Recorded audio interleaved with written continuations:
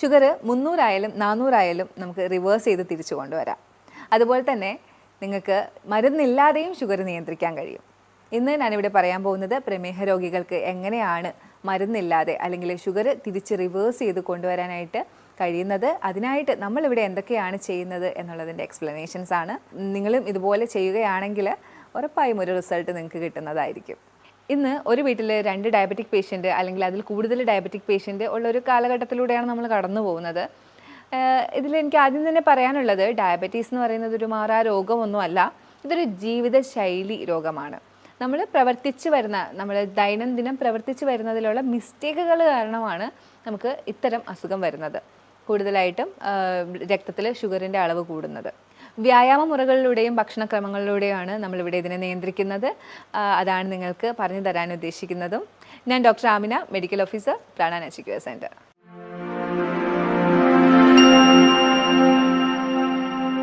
ആദ്യമായി തന്നെ പറയാനുള്ളത്, പഞ്ചസാരയുടെ ഉപയോഗം പൂർണ്ണമായിട്ടും ഒഴിവാക്കുക.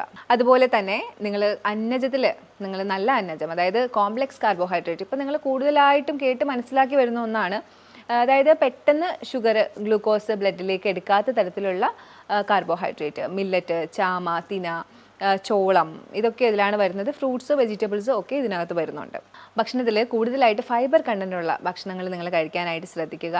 ഇത് എന്തിനാണ് പറയുന്നതെന്ന് വെച്ചാൽ, നമ്മൾ കൂടുതൽ ഫൈബർ കണ്ടൻറ്റുള്ള ഭക്ഷണം കഴിക്കുമ്പോൾ ഈ ഫൈബർ കണ്ടൻറ്റ് ഉള്ളത്, ഇൻസോലബിൾ ഫൈബർ കണ്ടൻറ്റ് ഉള്ള ഭക്ഷണമാകുമ്പോൾ നമുക്ക് കൂടുതൽ ഷുഗർ ഇൻടേക്ക് ബ്ലഡിലേക്ക് എടുക്കുന്നത് തടയും. എപ്പോഴും നിങ്ങളുടെ മെയിൻ കോഴ്സ് ഭക്ഷണത്തിൻ്റെ അടുത്ത് ഒരു ബൗൾ ഓഫ് ഫൈബർ ഉണ്ടാവണം എന്നുള്ളത് ഒരു തീർച്ചയായിട്ടുള്ള കാര്യമാണ്. കാരണം ഞാൻ നേരത്തെ പറഞ്ഞു, ഷുഗർ നമ്മുടെ ബ്ലഡിലേക്ക് എടുക്കുന്നത് തടയാനായിട്ടാണ് ഇത്തരം ഇൻസോലബിൾ ഫൈബറുള്ള ബൗള്, സാലഡ് കഴിക്കാനായിട്ട് പറയുന്നത്. ഇതിനകത്ത് നിങ്ങൾക്ക് ക്യൂക്കമ്പർ യൂസ് ചെയ്യാം, ക്യാരറ്റ് യൂസ് ചെയ്യാം, പലതരത്തിലുള്ള ലീവ്സ്, ലെറ്റ്യൂസ് അല്ലെങ്കിൽ ക്യാബേജസ്, മറ്റുള്ള ഇലകൾ നമുക്ക് കഴിക്കാൻ സാധിക്കുന്ന ഇലകൾ ഒക്കെ നിങ്ങൾക്ക് ഇതിനകത്ത് ആഡ് ചെയ്യാം. ഇതിൻ്റെ കൂടെ വ്യായാമ മുറകളായിട്ടുള്ള നടത്തവും യോഗയും മറ്റുള്ള ബ്രീത്തിങ് എക്സസൈസും ഒക്കെ ഇതിൻ്റെ കൂടെ നിങ്ങൾക്ക് ചെയ്തു കൊടുക്കുക. ഇങ്ങനെയാണ് നമ്മൾ കൂടുതലായിട്ടും ഡയബറ്റീസിനെ നിയന്ത്രിക്കുന്നത്.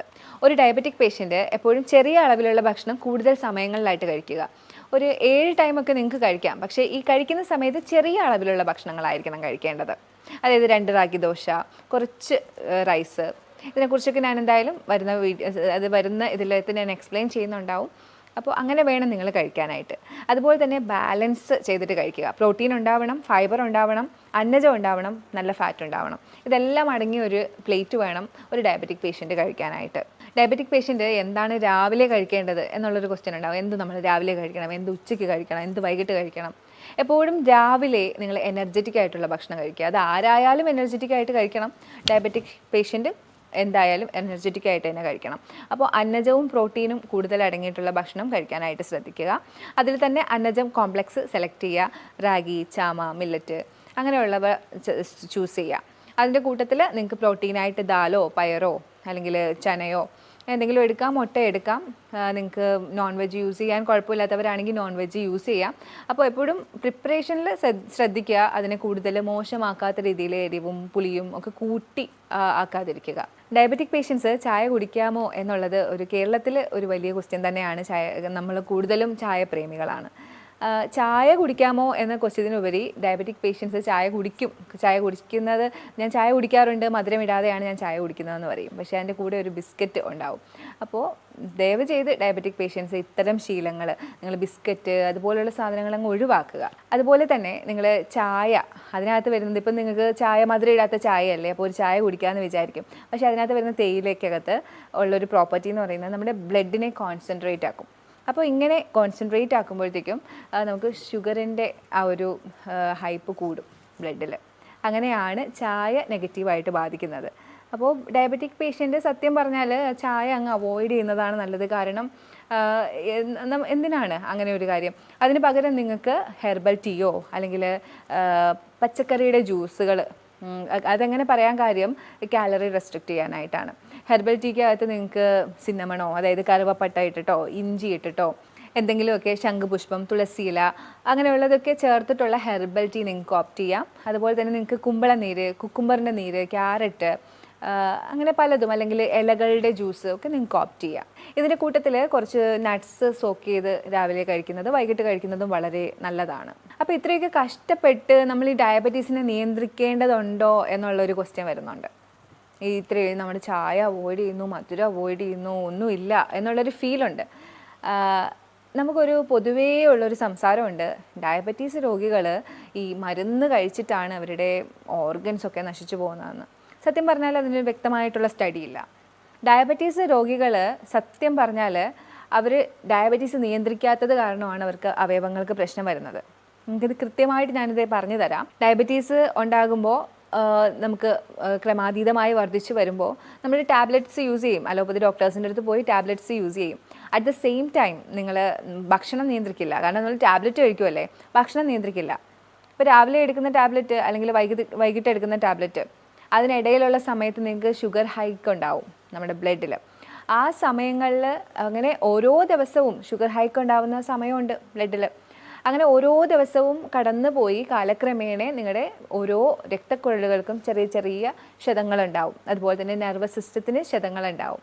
നിയന്ത്രിതമായ ഈ ഒരു ഷുഗർ കാരണമാണ് നിങ്ങളുടെ അവയവങ്ങൾക്ക് പ്രശ്നം ഉണ്ടാകുന്നത്. അല്ലാതെ ഒരിക്കലും അലോപ്പതി മരുന്ന് കഴിച്ചത് കൊണ്ട് മാത്രമല്ല നിങ്ങൾക്ക് ഇത്രയും പ്രശ്നം ഉണ്ടാവുന്നത്.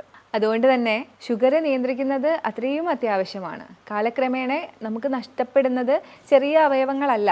ഞാൻ പറഞ്ഞു തരാം. Diabetic neuropathy, diabetic nephropathy, diabetic retinopathy, ഇത്തരം കാര്യങ്ങളാണ്. അതായത് നെർവസ് സിസ്റ്റം റിലേറ്റഡ് ആയിട്ടുള്ള കാലിൽ തരിപ്പ്, മരവിപ്പ് അനുഭവപ്പെടുക എന്ന് ഡയബറ്റിക് പേഷ്യൻസ് പറയും. അപ്പോഴേ പറയും അത് കുറേ നാളായില്ലേ മരുന്ന് കഴിക്കുന്നു. ഒരിക്കലുമല്ല, കുറേ നാളായി മരുന്ന് കഴിക്കുന്നതിനൊപ്പം നിങ്ങൾ അനിയന്ത്രിതമായിട്ട് ഷുഗർ കൊണ്ടുപോയി എന്നുള്ളതാണ്. ഇനി അടുത്ത കാര്യം, ഡയബറ്റിക് ന്യൂറോപ്പതി, കണ്ണിന് പ്രശ്നം വരും. ഷുഗറുള്ള പേഷ്യൻസിന് പെട്ടെന്ന് കണ്ണിന് പ്രശ്നങ്ങൾ വരും. അതും ഇതേ കാരണമാണ്. കൂടുതലായിട്ട് ബ്ലഡിൽ ഷുഗർ കൂടി നിൽക്കുന്ന, ഒരു ദിവസത്തിൽ ഒരു നേരം അല്ലെങ്കിൽ 2 നേരം ഇത്തരത്തിൽ കൂടുന്നുണ്ട് മരുന്ന് കഴിച്ചിട്ടും. കാരണം നമ്മൾ അനിയന്ത്രിതമായിട്ടാണ് കൊണ്ടുപോകുന്നത്. അടുത്തത് കിഡ്നിക്ക്, അതായത് കിഡ്നിക്ക് തകരാറ് മരുന്ന് കഴിച്ച് വരുന്നെന്ന് പറയുന്നത്. പക്ഷേ ഡയബറ്റിക് പേഷ്യൻ്റ് മരുന്ന് കഴിച്ചില്ലെങ്കിൽ കൂടി അനിയന്ത്രിതമായി പോകുന്നുണ്ടെങ്കിൽ കിഡ്നിക്ക് പ്രശ്നം വരും. കാരണം ഷുഗർ കൂടുതൽ വരുന്നു, അത് ബ്ലഡ് വെസലുകളെ ബാധിക്കുന്നു, അങ്ങനെ നിങ്ങൾക്ക് തകരാറ് സംഭവിക്കുന്നു. അപ്പോൾ ഷുഗർ വന്നിട്ട് മരുന്നൊന്നും കഴിക്കുന്നില്ല എന്ന് ഉള്ളതിലല്ല ഒരിക്കലും കാര്യം, അത് നിയന്ത്രിക്കുന്നുണ്ട് എന്ന് പറയുന്നതിലാണ് കാര്യം. ഇനി നമുക്ക് ഉച്ചഭക്ഷണത്തിനെ കുറിച്ച് പറയാം. ഷുഗർ പേഷ്യൻസ് എങ്ങനെയാണ് ഉച്ചഭക്ഷണം കഴിക്കേണ്ടത്? നമ്മളിവിടെ ഒരു ബൗള് റൈസ്, ഒരു ചെറിയ ബൗൾ റൈസ്, അതേ ബൗളിൽ 2 ബൗൾ വെജിറ്റബിൾസ്, അതുപോലെ തന്നെ കുറച്ച് പ്രോട്ടീൻ, അതുപോലെ തന്നെ കുറച്ച് ഫാറ്റ്, നല്ല ഫാറ്റായിട്ട് തൈര് അല്ലെങ്കിൽ കോക്കനട്ട് ചട്നിയാണ് കൊടുക്കുന്നത്. കാർബോഹൈഡ്രേറ്റ് ആയിട്ട് നമ്മൾ കൊടുക്കുന്നത് ഒന്നുകിൽ ബ്രൗൺ റൈസ് ആയിരിക്കും അല്ലെങ്കിൽ മില്ലറ്റ് ആയിരിക്കും. വെജിറ്റബിൾസ് കൂടുതലായിട്ടും ഉപയോഗിക്കുന്നത് ബോട്ടിൽ ഗാർഡ് വെറൈറ്റീസ് ആയിരിക്കും. അതായത് നമ്മുടെ ഗാർഡ് വെറൈറ്റീസ്, കുക്കുംബർ, പിന്നെ ഈ പടവലങ്ങ, കുമ്പളങ്ങ, അങ്ങനെ വാട്ടർ കണ്ടൻ്റ് ഉള്ളത്. പിന്നെ കായ വളരെ നല്ലതാണ്. അതുപോലെ തന്നെ ബീൻസ്, ഒത്തിരി നാരുള്ളതാണ് ഇതിന് വേണ്ടത്. ബ്രോക്കലീസ്, ക്യാരറ്റ്സ്, ഇതൊക്കെ നമുക്ക് ഇതിനകത്ത് ഉൾപ്പെടുത്തി കൊടുക്കാം. എപ്പോഴും ബാലൻസ്ഡ് ആയിട്ടുള്ളൊരു പ്ലേറ്റ് തന്നെ എടുക്കാനായിട്ട് ശ്രദ്ധിക്കുക. ഇത്തരം ബാലൻസിൽ പോകുമ്പോൾ നിങ്ങൾക്ക് കിട്ടുന്നതെന്ന് പറഞ്ഞാൽ, നേരത്തെ ഞാൻ പറഞ്ഞു, ഫൈബർ കൂടുതൽ കഴിക്കുന്നതോടുകൂടി നിങ്ങൾക്ക് നിങ്ങളുടെ ഷുഗർ കണ്ടൻറ്റ് ബ്ലഡിലേക്ക് അബ്സോർബ് ചെയ്യുന്നത് കുറയും. ഇങ്ങനെയാണ് നിങ്ങൾക്ക് ഷുഗർ കൺട്രോൾ ആവുന്നത്. ഇനി ഷുഗർ പേഷ്യൻസ് ഡിന്നർ എങ്ങനെ കഴിക്കണം എന്നായിരിക്കും അടുത്ത ക്വസ്റ്റ്യൻ. അതിന് മുമ്പ് ഞാൻ പറയുകയാണ്, ഡിന്നർ അല്ലെങ്കിൽ ഉച്ചഭക്ഷണം, രാവിലത്തെ ഭക്ഷണമൊക്കെ ഞാൻ പറഞ്ഞു. അപ്പോൾ ഞാൻ പറഞ്ഞു നിങ്ങൾ കുറഞ്ഞ ക്വാണ്ടിറ്റിയിൽ വേണം കഴിക്കാമെന്ന് പറഞ്ഞിട്ടുണ്ട്. അപ്പോൾ ഈ കുറഞ്ഞ ക്വാണ്ടിറ്റിയിൽ കഴിക്കാൻ വേണ്ടി ഇടയ്ക്ക് ഒരു ലഘു ഭക്ഷണം, അതായത് മിഡ് മോർണിംഗ്, മിഡ് നൂൺ, നമ്മുടെ ഈവനിങ്, അങ്ങനെ ഒരു പദ്ധതി നിങ്ങൾ എപ്പോഴും വെക്കാൻ നോക്കണം. അപ്പം മിഡ് മോർണിംഗ് ആയിട്ട് എപ്പോഴും ബട്ടർ മിൽക്കോ അല്ലെങ്കിൽ ഒരു ചെറിയ സ്മൂതി, ഒത്തിരി നട്ട്സും ഒരു ബേസായിട്ട് അധികം ഷുഗർ ഇല്ലാത്തൊരു ഫ്രൂട്ട്, കോക്കനട്ട് മിൽക്ക് ഒക്കെ ചേർത്തിട്ടുള്ളൊരു സ്മൂതിയോ ഒക്കെ നിങ്ങൾക്ക് ഓപ്റ്റ് ചെയ്യാം. ഉച്ചയ്ക്ക് ശേഷമാണെങ്കിൽ ഒരു ജ്യൂസ്, ഒരു കുക്കുംബർ ജ്യൂസോ എന്തെങ്കിലും ഉച്ചയ്ക്കത്തെ ഭക്ഷണത്തിന് ശേഷം, അതായത് വൈകിട്ട് നമ്മളൊരു ചായ ടൈം ഉണ്ടല്ലോ, ഒരു 5 മണി, അതിനിടയ്ക്ക് നിങ്ങളത് കഴിക്കണം. അതുപോലെ തന്നെ ഈ ചായ ടൈമിൽ നിങ്ങളൊരു ഹെർബൽ ടീയും കുറച്ച് നട്ട്സും ഒക്കെ കഴിക്കാനായിട്ട് ശ്രദ്ധിക്കണം. നമുക്ക് ഒരുപാട് എനർജി വേണം, കാരണം ഡയബറ്റിക് ആണ്. അപ്പോൾ നമുക്ക് മസിൽ വേസ്റ്റിംഗ് ഒക്കെ ഉണ്ടാവും. അപ്പോൾ നമുക്ക് ഒത്തിരി എനർജി വേണ്ട ആൾക്കാരാണ്. അറ്റ് ദ സെയിം ടൈം നമുക്ക് ഷുഗറും കൺട്രോൾ ചെയ്യണം. അതുകൊണ്ടാണ് എപ്പോഴും പറയുന്നത് ചെറിയ ചെറിയ ഇടവേളകളിൽ ചെറിയ ക്വാണ്ടിറ്റിയിൽ ഭക്ഷണം കഴിക്കണം എന്ന്. ഡിന്നറിനെ കുറിച്ച് പറയുകയാണെങ്കിൽ എപ്പോഴും പ്രോട്ടീൻ റിച്ച് ആയിട്ടുള്ള ഫാറ്റ് കുറഞ്ഞ ഭക്ഷണമാണ് ഡിന്നറായിട്ട് ഓപ്റ്റ് ചെയ്യാനുള്ളത്. നമുക്ക് എല്ലാവർക്കും അറിയാം രാത്രിയാണ്, നമ്മൾ പണ്ട് മുതലേ കേൾക്കുന്നതാണ്, രാത്രിയാണ് വളർച്ച, രാത്രിയാണ് നമ്മുടെ അവയവങ്ങളൊക്കെ ഡീടോക്സിഫൈ ചെയ്യുന്നത് എന്നൊക്കെ നമ്മൾ കേൾക്കാറുണ്ട്. അപ്പോൾ രാത്രിക്ക് കിടക്കുന്നതിന് മുമ്പ് നമ്മൾ നല്ല പ്രോട്ടീൻ അടങ്ങിയിട്ടുള്ള ഭക്ഷണം കഴിക്കണം. അത് നമുക്ക് മസിൽ മാസ് കൂടാനായിട്ടാണ്. നമുക്ക് എല്ലാവർക്കും അറിയാം ഷുഗർ പേഷ്യൻസിന്, ഡയബറ്റിക് പേഷ്യൻസിന്, പ്രമേഹ രോഗികൾക്ക് ഇങ്ങനെ മസിൽ വേസ്റ്റിംഗ് ഉണ്ടാവും, അവരുടെ മസിൽസിന് ബലക്ഷയം ഉണ്ടാവും. അപ്പോൾ ഈ രാത്രി കൂടുതൽ പ്രോട്ടീൻസ് കഴിച്ചു കഴിഞ്ഞാൽ നമ്മുടെ ഈ ഒരു ബലക്ഷയത്തിന് ഒരു കുറവുണ്ടാവും, നമ്മുടെ മസിലിൻ്റെ ബലക്ഷയത്തിന് ഒരു കുറവുണ്ടാവും.